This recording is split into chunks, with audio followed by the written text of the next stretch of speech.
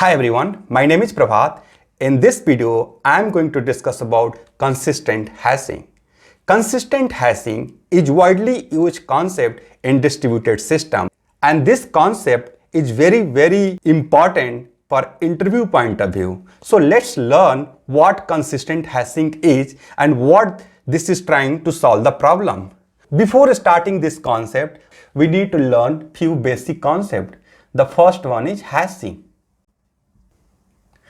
Then second is distributed hashing. So then we will see about consistent hashing. So let's learn about the hashing. So hashing is a process which takes some input and convert into some output. So here we use hash functions which take some input, it could be some string, and generate the output, typically an integers. So this value is also called hash code or hash value. So here hash function use algorithm to determine the output based on the input. Since this is a function, same input always produce the same output.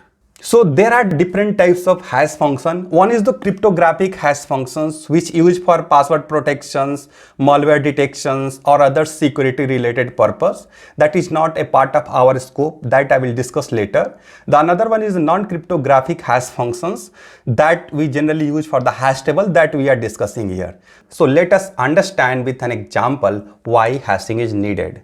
So let us assume that we need to search the student who joined the university this year. So in order to process it, we can use array to store all the student information in the array. So in order to search any of the student, we need to iterate each and every student to find the desired one. So we know this is the sequential search and complexity of the sequential search is order of n. This works well for the smaller set of record. Let us assume that this array has more than 5,000 or 10,000 records. So in that case, the search will be very slow. How can we improve that? So let's suppose each student have some ID assigned to it, and ID we assign each of the student based on the order they join the university. So let's say X is the first student who joined the university. If the ID for X is 1 and Y joined after X, so ID is 2, 3, 4, 5 and so on. If the index search allowed here, so in this case we can directly access any of the student. Let's say ARR 4, we can get this information L. So here we are performing an index based search, and the complexity we just reduce from order of n to order of 1. So this works very well because the complexity is order of 1 because we are performing the index based search. But this situation will not be always there, right? What if this index is very large, or what if we cannot perform this based search and we need to search based on the string? This is where hashing comes into the handy. So if you compare this and this is very similar. The ID of the student is similar to this number with two differences. The first is good hash functions have wide output range. So building array for all possible indexes is either impractical or not possible, and it's waste of memory. In order to overcome that, we can perform modulo operations to find the array index. So for example, if h is that hash function, we can apply some modulo operators with some size of array. So this value will give you the indexes. The second difference with this is, if you see here, you are making like ARR4 or ARR5 to get the object because these objects are unique and only one element stored on each of the bucket. But here the hash function can return the same output. And after applying this mod operators, there will be chances for collisions. So in that case, there are different approach we use if any collision occurs. For collision, we can use the linked list to store all the object for the particular indexes. So let me trace how the hashing works. So we have R1, R2, R5. If you apply the hash functions, so let's say the value for R1 is 11, R2 the value is 13, R3 value is 14, 15 and 6. This is just for example I am explaining. As I mentioned, the hash have very wide output range. It could be 32 or 64 bit of integers. But just for example I am taking very small examples. So if you perform, let's say we have array of size 3. So we know that all the value will come between 0, 1 and 2. So let's see that. The value will be 2, will be 1, 2, 0, 1. We have array of size 3. So this is 0, 1 and 2. So in this case, this R1 will store here. R2 will come here. R3 again the index is 2. Already the element is there. We can add that object into the list. R3. Then again this is R4 is 0. So no element here. So we can store the R4 here. Now R5 this index is 1. Element is already there. Then we can add that element into the next of the existing element. So this is R5. So this is how a store. So here what we did, the first one we performed the hash, and then using linked list we are adding the element. This was not the case in case of array. Each bucket was having the single element, but here due to collisions, this is called collision because two elements coming into the same place, and this one R2 and R5 coming on the first index. On an average, this search perform a constant time here, which was not the case of sequential search. Each one is called here bucket, and bucket can have multiple objects pointing to a single index. So let us assume that each bucket contain many objects. So let's say this bucket contain 1 million, this bucket contain 5 millions, this bucket can contains 3 millions. And let us assume we cannot process all these records in the single computers. Then what options we have? In that case, we will go for distributed hashing concept. In the case of distributed hashing concept, we will have a different machine.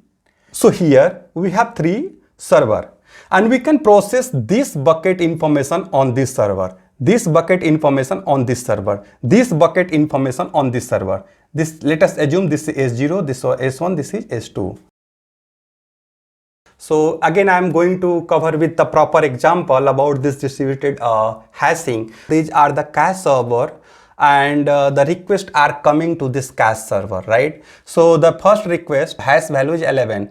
As I mentioned, this is just for example I am taking. The hash value will be very wide numbers. It's a big number, but I'm just taking this for the example. So this request will go to this cache server, right? We will check if the R1 key is available or not. If the R1 is not available, then we will make a call to the database and we'll store the value. Let's say we are fetching some profile related backend data. So profile data copied into this S2 and return to the R1.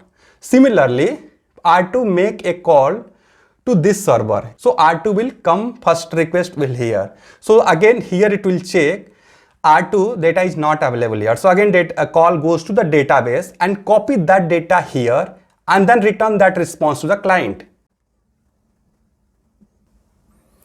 Similarly, R3, R4, R5 will make a call to this cache server, and if the data is not available, they will make a call to the database and again they will copy that data in the form of key and value pair and then return to the users, whoever making the request call.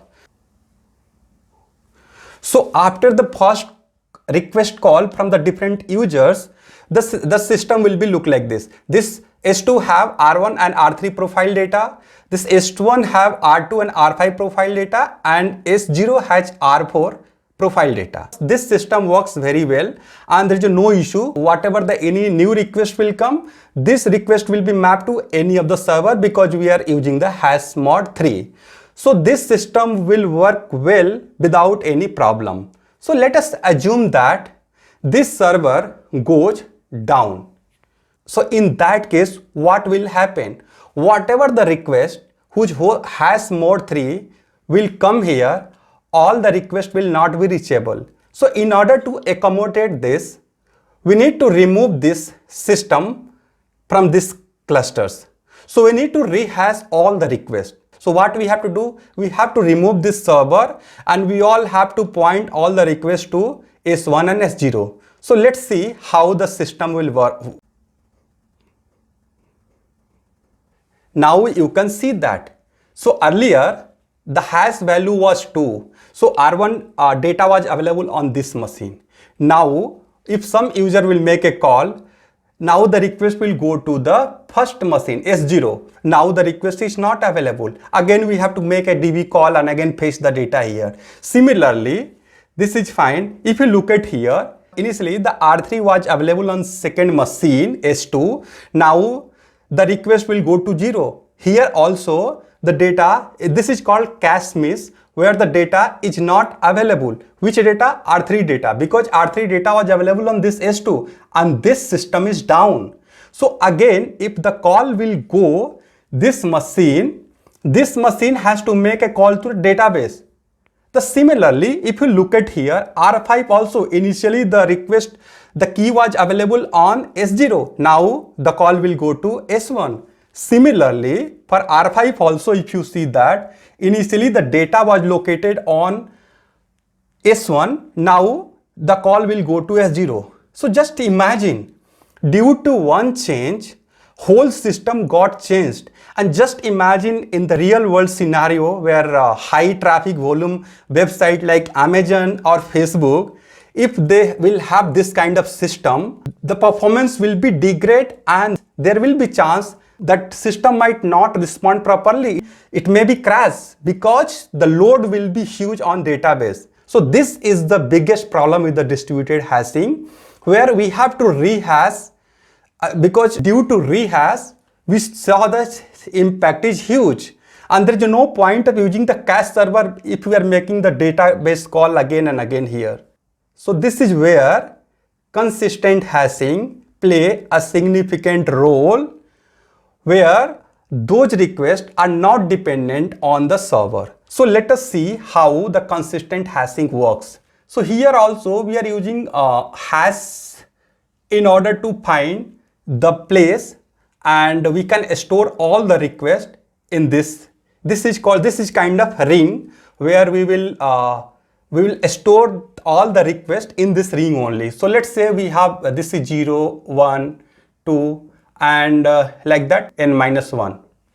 So here we need to hash each and every request.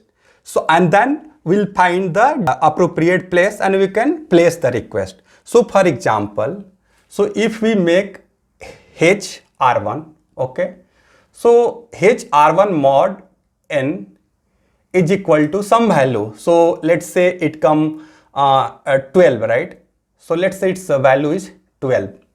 Similarly, we will have the HR2 mod n.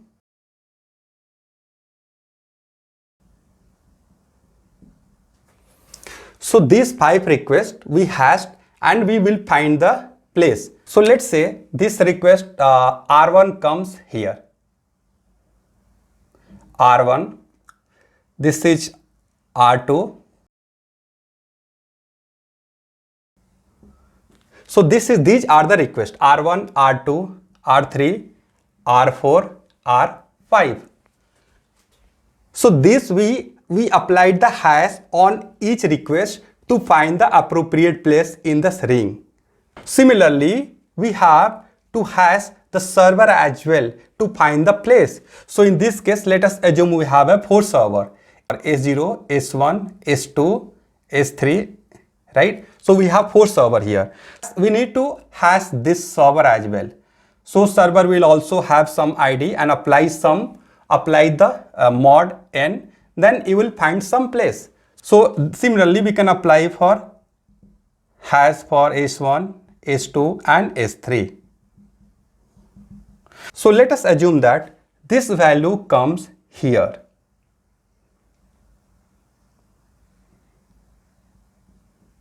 So this is S0. And after calculating the hash value, let us assume that this is the S1. And let us assume this is the S2. And somewhere here came S3.